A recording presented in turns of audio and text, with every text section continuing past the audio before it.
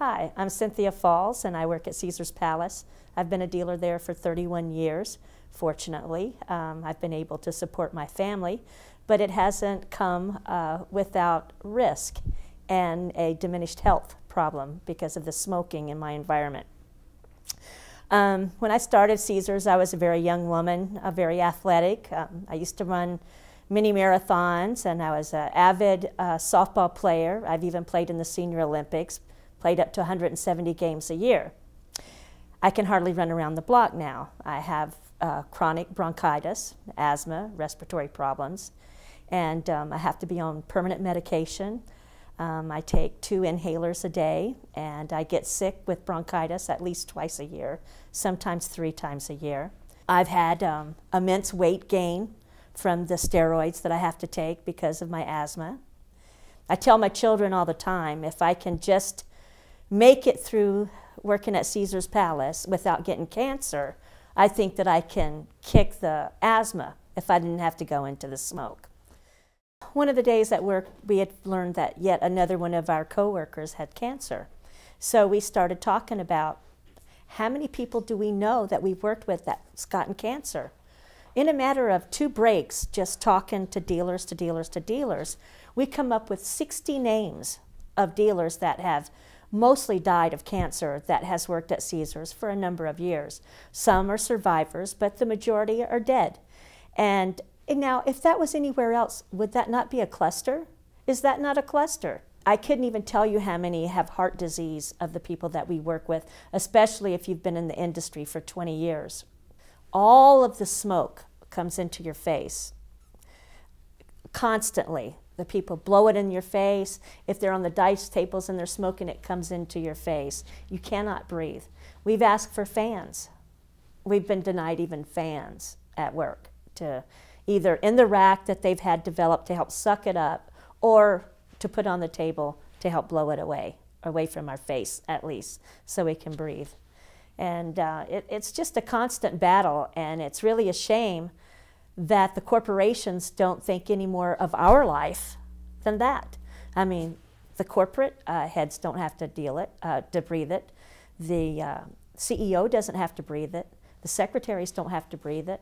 The waiters and waitresses don't have to breathe it anymore, but dealers have to breathe it every single day. Dealers, supervisors, managers, anybody who works in the gaming area, cocktail waitresses. And we're dying. We're dying, we're dying, we're dying. We're sick. But, you know, it's an everyday thing that we have to deal with. And then, you know, the story goes into the paper, and you'll have people type back in their little blogging from behind their little monitors. And if you didn't like it, you knew what you were getting into when you started. That's not true. I've been there 31 years. I'm 58 years old. What am I going to go do now? I've got 10 years left to work. What am I going to go do? We didn't know that it caused that much harm to our health, the smoking. Now they know. Now they know. So what's the value of our lives? When are they going to help us? When are they going to clean it up?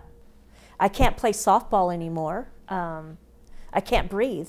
You know, I've gained so much weight, I can't run like I used to run, you know, and that's from the steroids.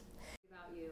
Oh, well, my son, he's very worried because he's an only child, you know, and the grandkids, I come home and, Nana, you stink. You know, you have to go home and you have to take a shower right away. You guys smelled my hair. I just come from work. It's disgusting. You're driving home and you're like, oh my God, that's me, you know. It's, they worry about me, you know. I don't talk too much about it, so I don't want to worry them. And I believe if you want to smoke, that's your prerogative. Why should I have to die for it? And what really torques me off is when a player will come and say, well, I don't smoke anywhere else till I come to Vegas. And I'll go, well, why do you want to kill me? Why? I had a good friend of mine, Rafael Torero. He died from brain cancer. And he was a good man and a father. He never smoked. He took care of himself. He was healthy. I watched him die, you know. And here was this good man, you know, that died of brain cancer. Who's to say whether he would have got it anywhere else? He'd been working in there over 20 years. And there's just so many that this is happening to. It's just not fair. It's not fair for when you're trying to make a living for your family to support them, that they're killing you while you're doing it. When you tell people what happens to us in this city, even the people who live here have no idea what we do, what we put up with, the type of people that we deal with on a daily basis. They have no idea that we are discriminated against. You know, they have no idea of the abuses that we take as dealers in this city, because it's always put out as a glorious little job, but it's really not pretty. It really isn't. You know, you have people smoking and drinking and losing money. Think of the combination. I think if they were to outlaw smoking in the gaming environment, that most people would be very happy and they would all come back. People will do what you let them get away with. And if you say no smoking, then they'll go outside and smoke.